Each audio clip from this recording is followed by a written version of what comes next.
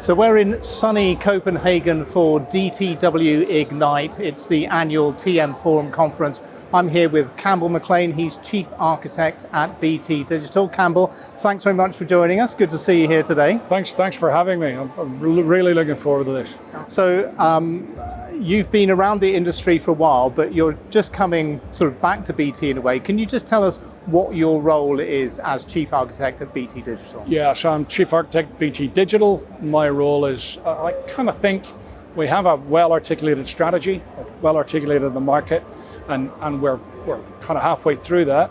I think my role is to really accelerate that, do the common things once, expose them as highly consumable, get our data lined up correctly, so that when we land, everything we've done once and really used our investment well. So in 2024 then, as you come into this role, what is it that you're looking to achieve this year? What's keeping you busy right now in terms of the trajectory of what BT Digital is doing? So the key foundational stuff that we're well on the way to is a single data fabric. So how do we see everything related to a customer or product? Everything we see is in real time, so we become highly predictive and really understand the customer experience at that point in time. I think that's one of the key foundations.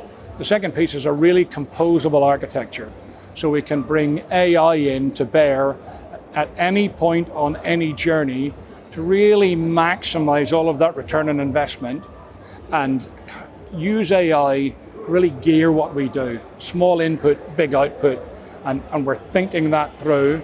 But I think the building blocks put in place by my predecessor and the strategy, we're there. We just need to double down on the execution, really focus on the execution of the common things.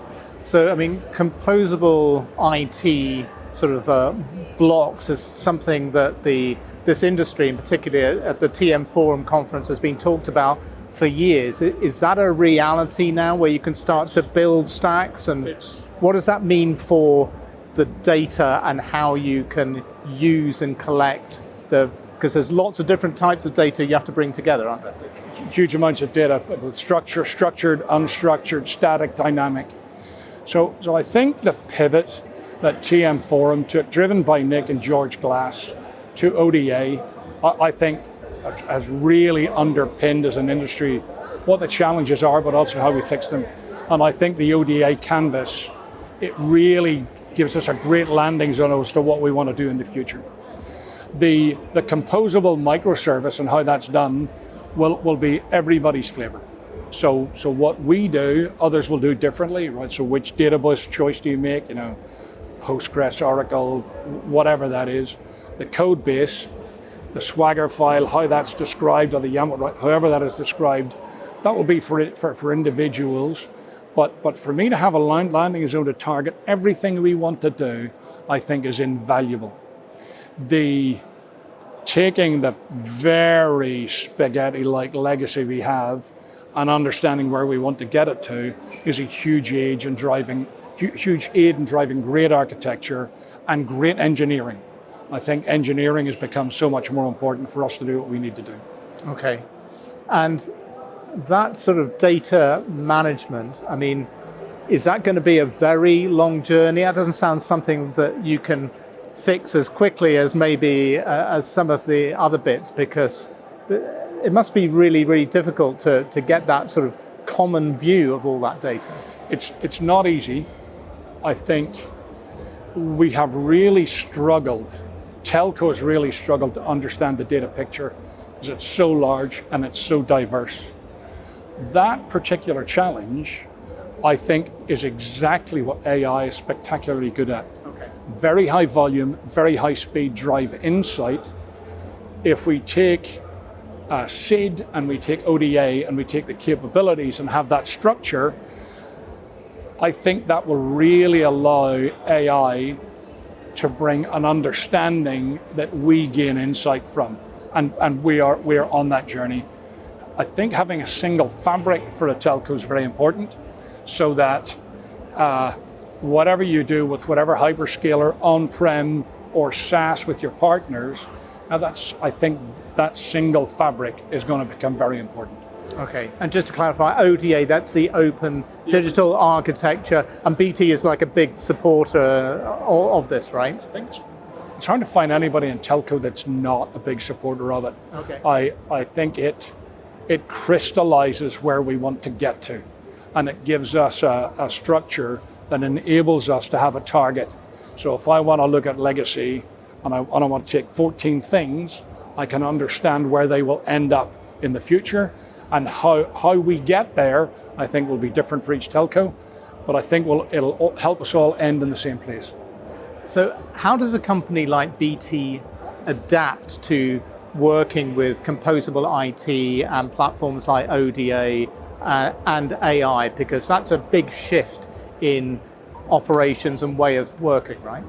So I don't think it's as big a shift as we could have expected it to be. Okay. So when I look at the BT digital population, a lot of really great engineering skills, and how you build new things. I think that, and guys, not all quite as old as I am, but the telco guys of, this is what we do, with the engineering of, this is how we could do it. I think those foundations are in place, particularly in BT, and they're strong. I think the kind of wave of AI that's coming in, understanding how an LLM works is very important. Being able to build one's a different thing, but understanding the right LLM or right small language model or visual model, I think we're learning very fast. But they're very easy to consume, understand the output from within the context of engineering and architecture. I think we're getting good at that, and we're learning that. And the insights are relatively available and are very consumable. Okay. IT has become much more consumable for everybody. And I think the basic skills, knowledge, and experience within the BT community readily accepts this stuff, right? We've been moving at pace for years. We just got to put another two inches in our step and just move that a little bit faster, and we are moving to do that. Okay. Now, of course, as in all organizations, things need to be, driven and led from above. And within telcos, there's always been a CTO and a CIO, and very often there was a CSO in charge of security. What does that mean for those management levels? Are they all coming together? Is the role of the CIO changing? I think the role of the CIO has changed. I think it's much more engineering led. When I look at the next generation coming through, they almost all have a pretty strong engineering background. I think our network colleagues have always had that, a different kind of engineering, but absolutely applicable.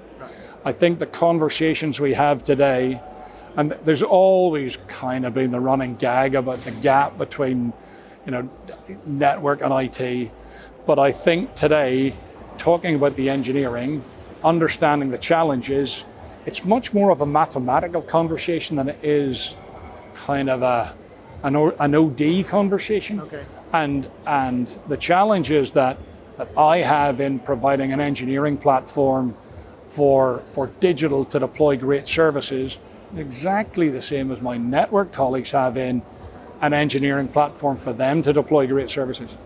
And I think the world's evolving. I think if we look at 5G and making that consumable, like really consumable to our customer, I think in the old days you would have kind of seen customer IT network in the old terms. I think it brings the network very close to the customer and makes us all much more relevant together.